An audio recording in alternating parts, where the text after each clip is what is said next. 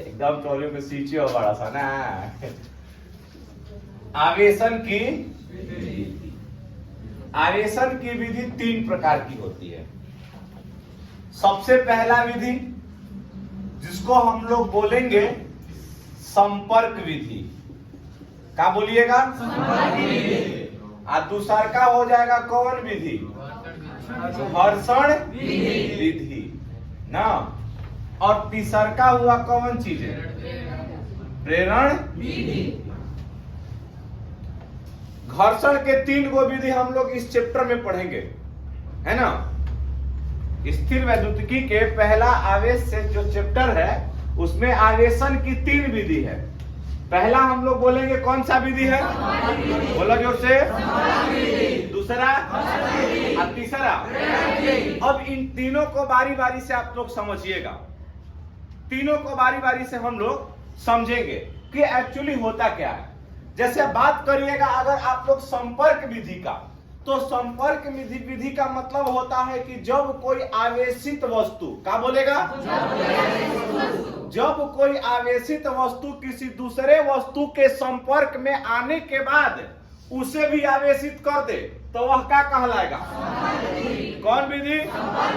और दूसरा का कहता कि घर्षण विधि। घर्षण विधि का मतलब कि जब कोई वस्तु है उसको रगड़ के आप चार्ज कर दीजिए, रगड़ने के बाद है ना चार्ज कर दीजिए तो वह कौन सा विधि कहलाएगा? अब यहाँ आवेशन का इंग्लिश भी होता है कौन चीज ना?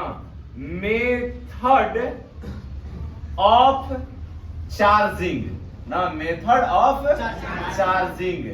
अब यहाँ पर देखिए आप लोग, मेथड ऑफ चार्जिंग में क्या होता है। अच्छा, आप लोग अगर मान लेते हैं कि अगर कोई भी चीज, अगर आपका मोबाइल ना डिस्चार्ज हो जाता है, जो भी अब आज के डेट में तो बहुत सारी वस्तुएं जो होती है चार्जिंग वाला आ रहा है, बैटरी वाला आ रहा है? नहीं आ रहा है ना। कि अगर मान लेते हैं कि एक बार बैटरी हो गया, चालू हो गया ना, अब फिर वो खत्म हो जाने के बाद फिर दूसरा बैटरी पहले चेंज करना होता था। और आज के डेट में क्या हो रहा है कि सब कुछ फिक्स रहता है, बस खाली चार्ज तोहरा करत रहे के बाद बैटरी रह रहा है, लेकिन वह चार्ज वाला मेथड लाया है ना, जिसको हम लोग बोलते हैं द्वितीयक सेल, शुष्क सेल के रूप में आता है। अब यहां पर देखिएगा तो सबसे पहले आप लोगों को हम लोग बताएंगे कि संपर्क विधि क्या है। इसका सबसे बड़ा एग्जाम्पल है आज के डेट में आपका मोबाइल, है ना। अच्छा, अगर कोई भी, अगर आप लोग घर पे रहते हैं, आपका मोबाइल डिस्चार्ज हो जाता है, चाहे आपके मम्मी के चाहे आपके पापा के, तब पापा क्या कहते हैं? पढ़े नहीं है। बहुत सारे गार्जियन पढ़े लिखे नहीं होते हैं, फिर भी कहते हैं कि लो है मोबाइलवा के चार्ज कर दो। क्या कर दो? चार्ज। अब ओकर हिंदी का भाई जाके कहबो घरे के लावा आवेशित कर दे तनी, तो तोहरो पापा उठोइए बोंगड़ा मार बोंगड़े मोड़िए की का कहत रे। हम कहले चार्ज लगावे, तू कहत रे आवेशित करे के। समस्या है ना। अब यहाँ पर देखिएगा तो आवेशन में, आवेशन की कौन विधि बताया हमने? पहला क्या बोलिएगा? और दूसरा, तीसरा, मतलब कि ठेका के चार्ज कर दो कौन विधि? बोलो। अच्छा, रगड़ के चार्ज कर दो, है ना। एकरा में दूरे से देख करके चार्ज कर दो, कौन विधि?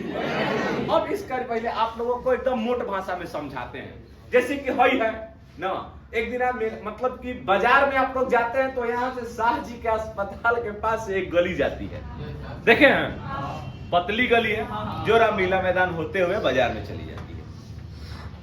अब मान लो एक जना गईले कहाँ बाजार जाते हैं, अब हमारा 4 गो लड़की है, 4 गो 5 गो लड़की है, और चक्के में मान लो कि हाथ हमारा हाथ से ठेक गया, है ना।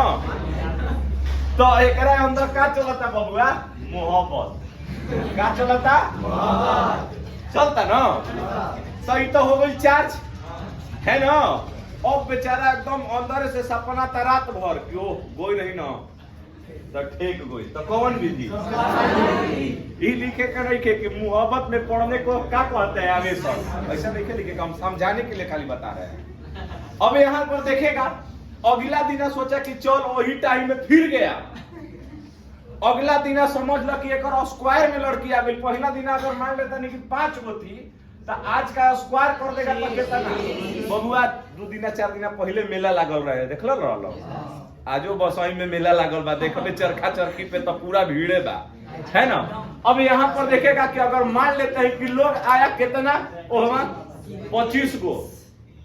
अब सकेत गली है गया अब पूरा एकदम समझ लो कि एक लमाइए रगड़ा गई लड़की से है ना।